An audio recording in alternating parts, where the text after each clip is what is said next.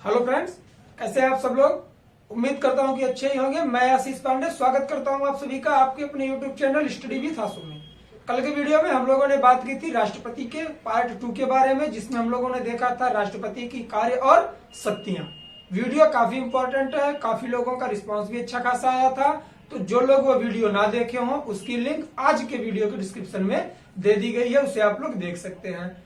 और वो वीडियो देखना इसलिए आवश्यक है क्योंकि जो आज का वीडियो है हमारा, कौन सा, उपराष्ट्रपति के बारे में हम लोग बात करेंगे, जो कि कार्यपालिका का ही अंग है।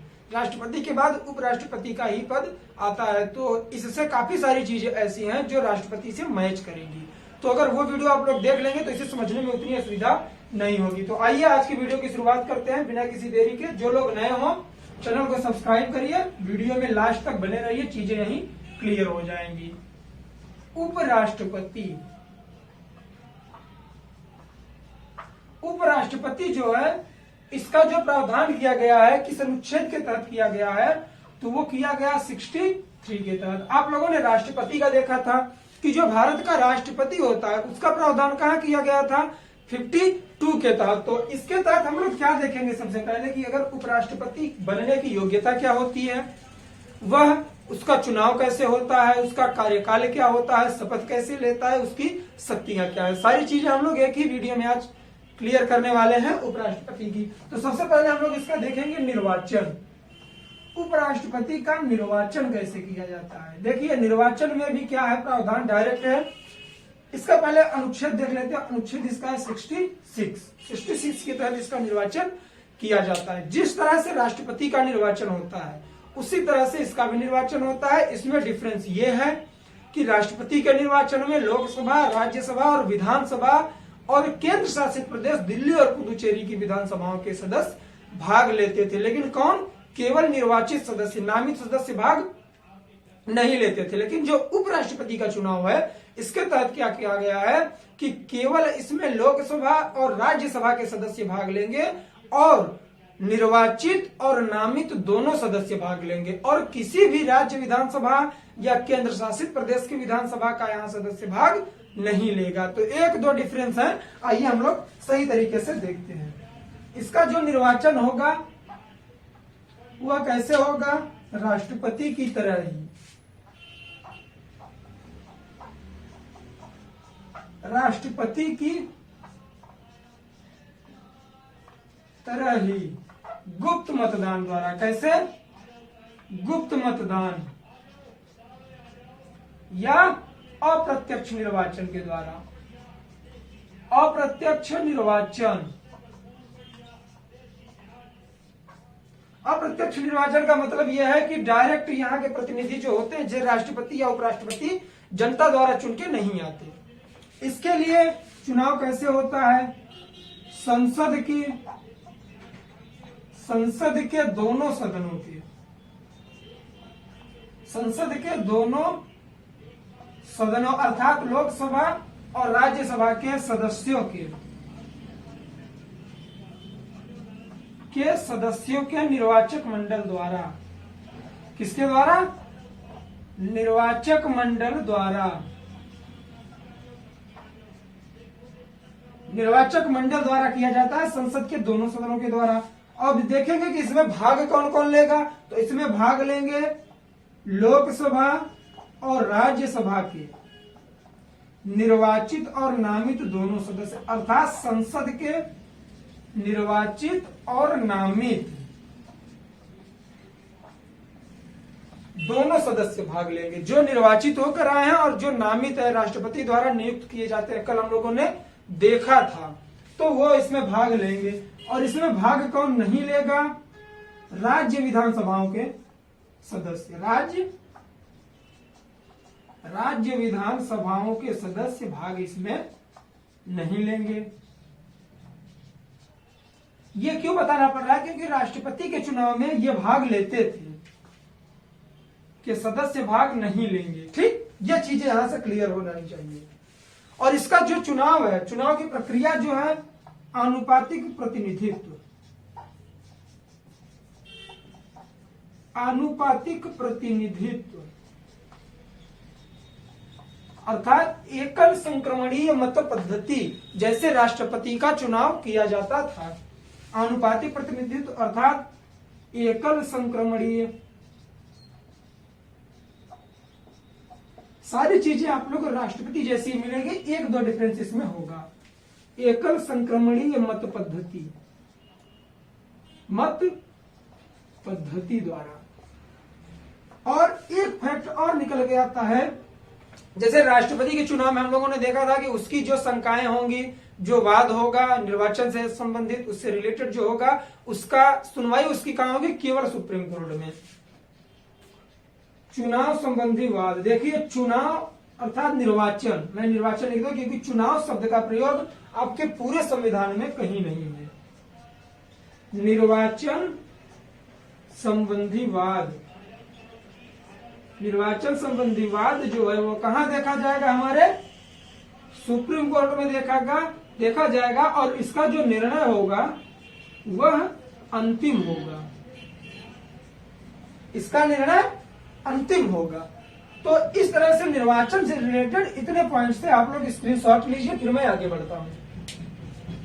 अब बात करेंगे हम लोग योग्यताओं के बारे में। जैसे राष्ट्रपति की योग्यता में हम लोगों ने क्या देखा था कि 35 वर्ष की आयु हो, लोकसभा का सदस्य रखने का उम्मीदवारी रखता होगा, योग्यता हो उसके अंदर, और उसके तहत क्या हो कि वह 35 वर्ष की आयु पूरी कर चुका हो, भारत का नागरिक हो, किसी लाभ के पद पर ना हो। तो यही सारी चीजें उपराष्ट्रपति में ही भी है। तो इसलिए वो वीडियो इंपॉर्टेंट है, आप लोग देखिएगा। योग्यता, उपराष्ट्रपति के लिए योग्यता, योग्यता को एक संवैधानिक तौर पर जो शब्द चुना गया है वह कौन सा है? अर्हता। काफी एग्जाम में आप लोगों को योग्यता की जगह अर्हता लिख के आ जाएगा, तो आप लोग कंफ्यूज मत होइएगा। अर्हता का मतलब क्या है? योग्यता ही है। आइए एक एक करके देखते हैं। सबसे पहले भाई, भारत का नागरिक होना अनिवार्य है। वह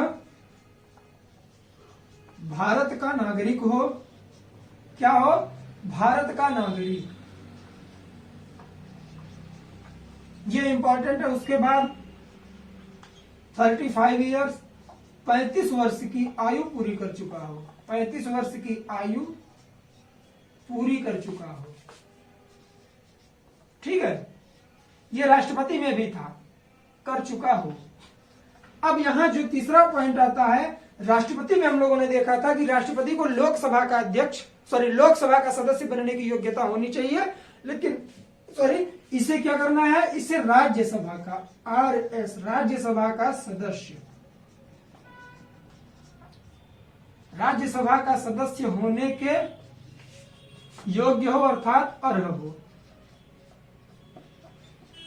क्योंकि यह क्या करता है? राज्यसभा की अध्यक्षता भी तो करता है उपराष्ट्रपति हो, तो इसलिए यह राज्यसभा का सदस्य होने की योग्यता रखता हो। अब बात आती है कि यहां लाभ के पद पर ना हो, किसी भी प्रकार के लाभ के पद पर ना हो, लाभ के पद पर ना हो।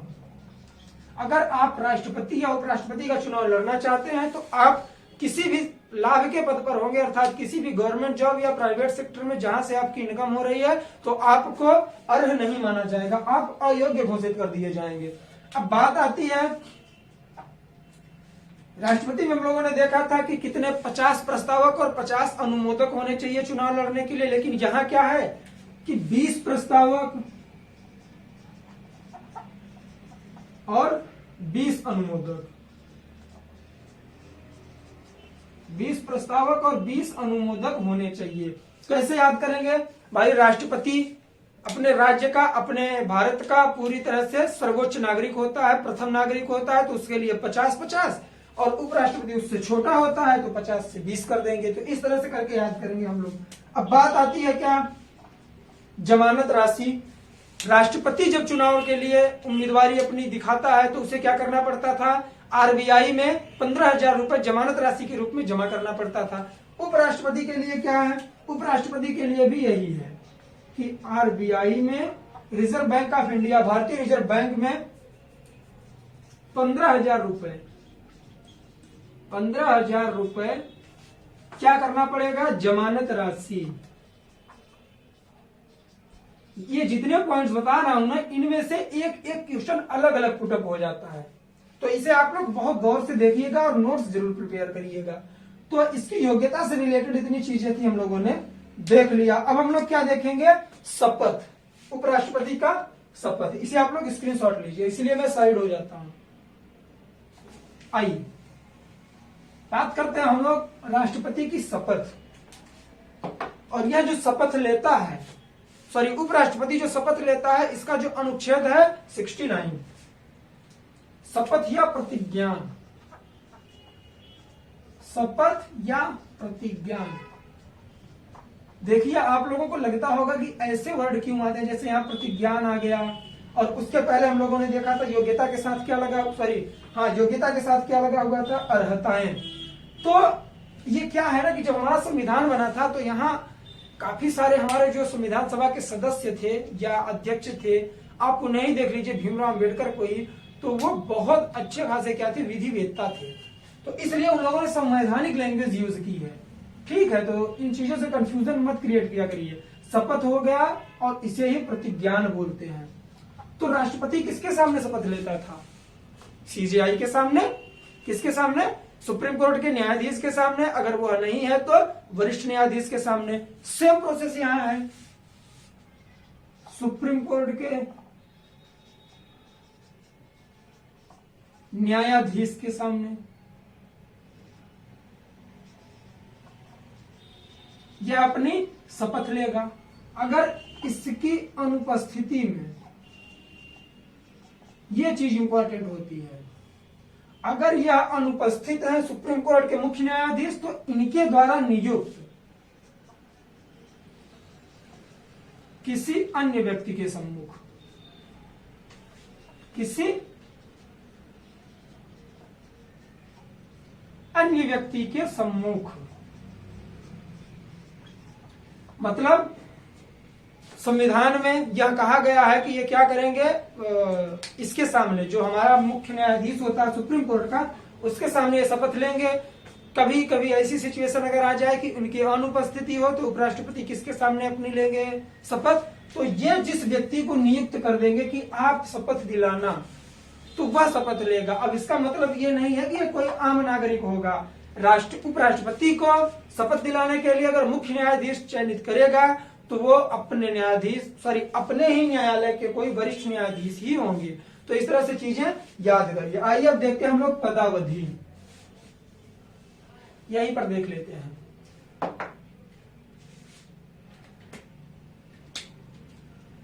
पदावधि, उपराष्ट्रपति की पदावधि कैसे, सबसे पहला पॉइंट निकल के आता है शपथ ग्रहण की तारीख से। शपथ ग्रहण से अर्थात शपथ ग्रहण, जिस दिन शपथ ग्रहण करेंगे उसके बाद कब तक, 5 वर्ष,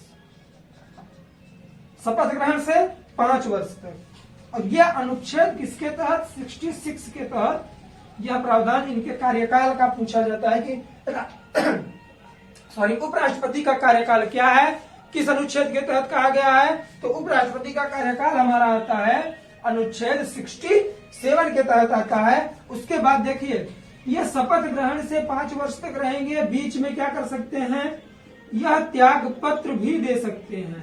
त्याग पत्र भी देकर यह क्या करेंगे कि अनुपस्थिति अपनी दिखाएंगे और वो क्या करेंगे, यहाँ से चले जाएंगे। तो अर्थात त्याग पत्र भी देकर किया जा सकता है। और ये जो त्याग पत्र देंगे, त्याग पत्र किसे देंगे, राष्ट्रपति को देंगे।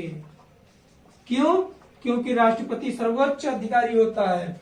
राष्ट्रपति अपना त्याग पत्र किसे दिए थे, कल हम लोगों ने देखा था, उपराष्ट्रपति को। उपराष्ट्रपति किसे देंगे, राष्ट्रपति को।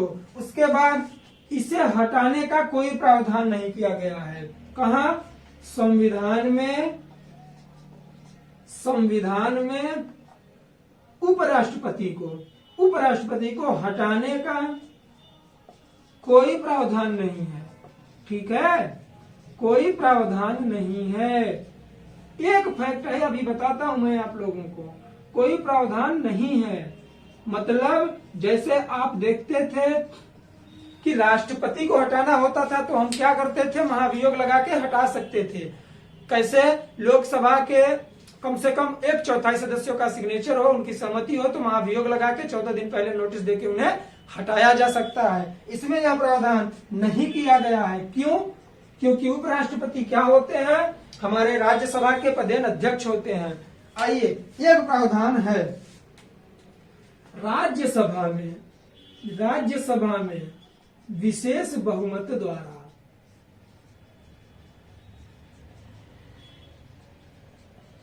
हटाने के लिए क्या किया जाता है कि राज्यसभा में एक विशेष बहुमत पारित किया जाएगा, जिसे विशेष अधिकार कहते हैं। उसके तहत हम उपराष्ट्रपति को पदच्युत कर सकते हैं, लेकिन उसके लिए 14 दिन पहले, 14 दिन अग्रिम नोटिस देनी पड़ेगी हमें।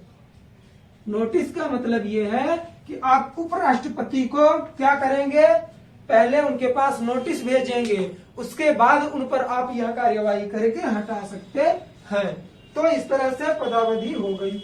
अब बात आती है पद की रिक्तता। स्क्रीनशॉट ले लिया करिए आप लोग। पद की रिक्तता हम लोग देखेंगे इसकी उपराष्ट्रपति की। देखिए, राष्ट्रपति के तहत क्या था कि अगर इनके पद की रिक्तता होगी तो क्या करेंगे?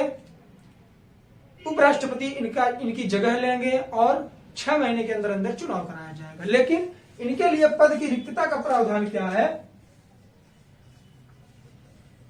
पद की रिक्तता, अगर इनका पद कैसे रिक्त होगा? अगर इनकी अकस्मात मृत्यु हो जाती है अपने कार्यकाल के दौरान, उपराष्ट्रपति की अगर मृत्यु हो जाती है, या वह त्याग पत्र दे देते हैं, या फिर उन्हें निष्कासित कर दिया जाता है।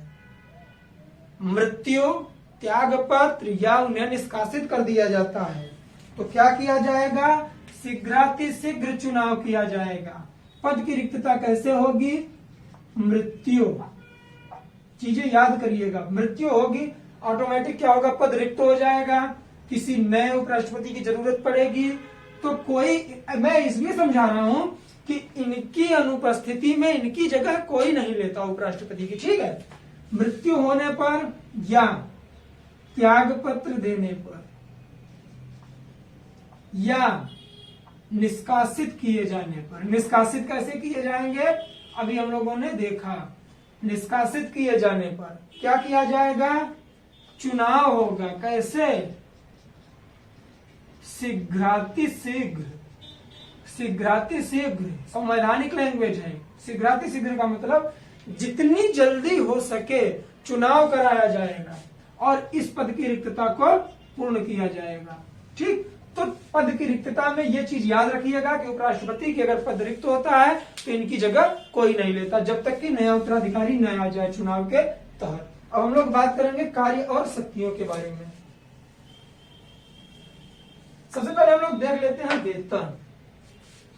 भाई उनकी नियुक्ति भी हो गई, शपथ भी ले लिए, कार्यकाल भी देख लिए, तो उनका वेतन देखना इंपॉर्टेंट है ना कि उन्हें सैलरी कितनी मिलेगी। उपराष्ट्रपति को वेतन कितना मिलेगा? 2018 तक उन्हें कितना वेतन दिया जाता था? 1.5 लाख रुपए पर मंथ। अब कितना दिया जाता है? 4 लाख रुपए पर मंथ। ये याद करने की चीज है। 2018 तक 1.5 लाख रुपए पर माह, प्रत्येक माह।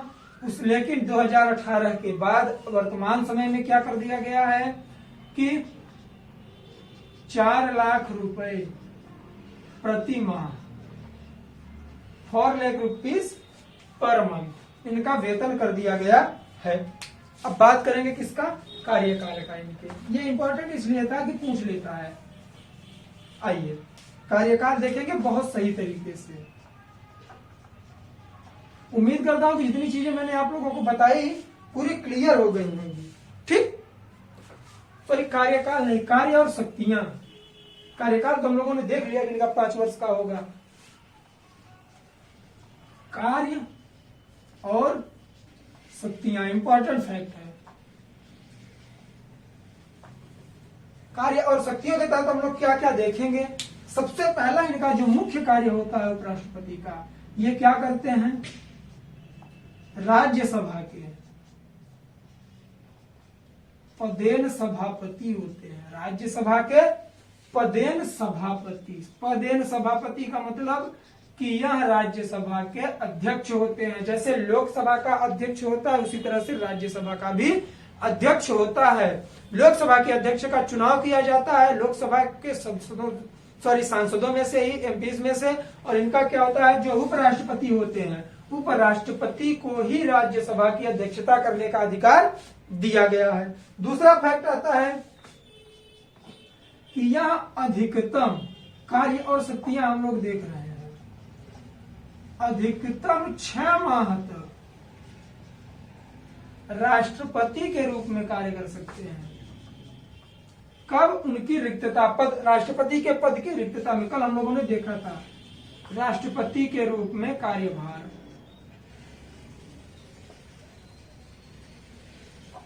कार्य कर सकते हैं। देखिए फैक्ट जहां निकल के आता है इंपॉर्टेंट। अगर जिन्हें हम लोग देखते हैं इनका अधिकार क्या है कि यहाँ राज्यसभा की क्या करते हैं, अध्यक्षता करते हैं।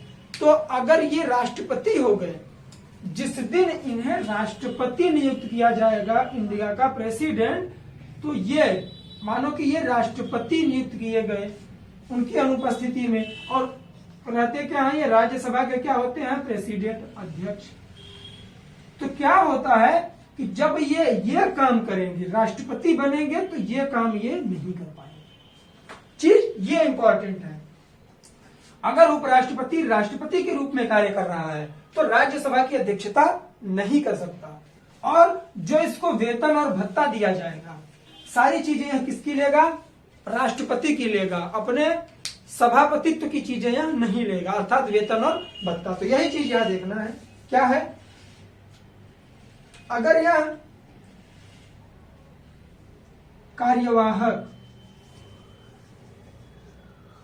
कार्यवाहक राष्ट्रपति के तहत कार्यवाहक राष्ट्रपति के रूप में कार्य करते हैं। देखिए सिंबल से याद करिए, जल्दी याद होगा। कार्यवाहक राष्ट्रपति के रूप में यहां कार्य करते हैं, तो राज्यसभा की अध्यक्षता, जो इनका पेशा है एक तरह से कि राज्यसभा के अध्यक्ष यही होते हैं, राज्यसभा की अध्यक्षता यह क्या करेंगे, नहीं कर सकते।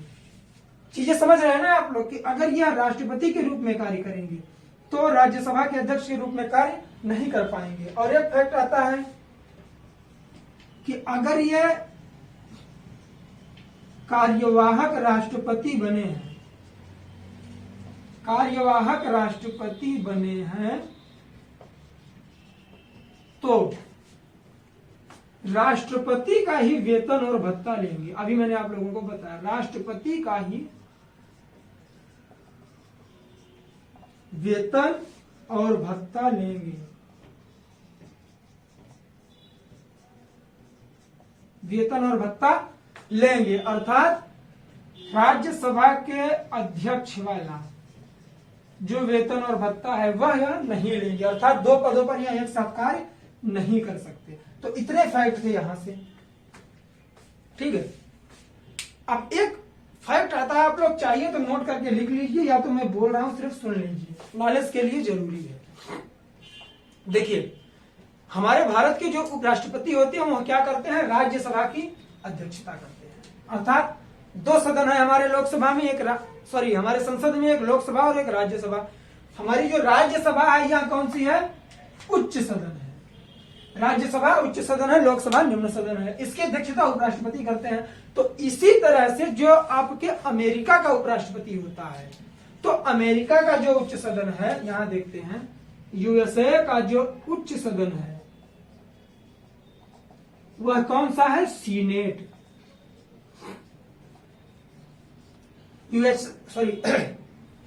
अमेरिका का उच्च सदन सीनेट है, और सीनेट की अध्यक्षता भी कौन करता है, वहां का वाइस प्रेसिडेंट अर्थात उपराष्ट्रपति। तो एक तरह से यह चीज पूछ लेता है कि हमारे भारत के उपराष्ट्रपति का कौन सा पद ऐसा है जो वहां के यूएसए के उपराष्ट्रपति से मैच करता है। तो यह है कि यह भी उच्च सदन का क्या होता है, अध्यक्ष होता है, सभापति होता है, और वहां का भी जो वाइस प्रेसिडेंट होता है वह भी उच्च सदन का क्या होता है, अध्यक्ष होता है। सीनेट वहां का उच्च सदन है। चीजें याद रखिएगा आप लोग।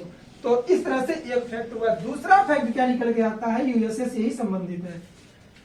क्या होता है कि जब वहां के राष्ट्रपति की मृत्यु होती है या उसका निष्कासन किया जाता है, कहाँ के, यूएसए के, तो जो उपराष्ट्रपति होता है, नियुक्त किया जाता है उसकी जगह, वह क्या करेगा कि जैसे उन्होंने 4 साल वहां होता है, आप लोग जानते हैं 4 ईयर, ठीक, 4 ईयर वहां का कार्यकाल होता है। 1 साल किसी ने शासन किया, उसके बाद उसे हटा दिया गया, बचा कितना, 3 साल। अब कौन आया, वाइस प्रेसिडेंट। तो ये जो वाइस प्रेसिडेंट आएगा, तो ये जो 3 साल का इनका कार्यकाल बचा है, इसे वह पूरा निर्वहन करेगा। मतलब चुनाव नहीं होगा, जो उपराष्ट्रपति यहाँ आएगा वह पूरा निर्वहन करेगा, उसके बाद चुनाव होगा। लेकिन इंडिया में यह सिस्टम नहीं है। इंडिया में केवल कितना है, 6 मंथ तक आप रह सकते हैं राष्ट्रपति के तौर पर। तो 1-2 चीजें ऐसी हैं जो यूएसए से आप लोग रिलेटेड करके याद करने की कोशिश करिए, चीजें याद होंगी। तो हम लोगों ने आज उपराष्ट्रपति के बारे में सारी चीजें देख ली। उम्मीद करता हूं कि ये वीडियो आप लोगों को अच्छा लगा होगा। अगर वीडियो बढ़िया लगा हो, चीजें समझ में आई हो, चैनल को सब्सक्राइब करिए और वीडियो को लाइक करिए, ज्यादा से ज्यादा दोस्तों में शेयर करिए। तो आज के लिए बस इतना ही। अब हम लोग मिलेंगे नेक्स्ट वीडियो में, और नेक्स्ट वीडियो में बात करेंगे किसके बारे में, प्रधानमंत्री के बारे में। तो चीजें याद करिए एक दूसरे से रिलेटेड कर करके।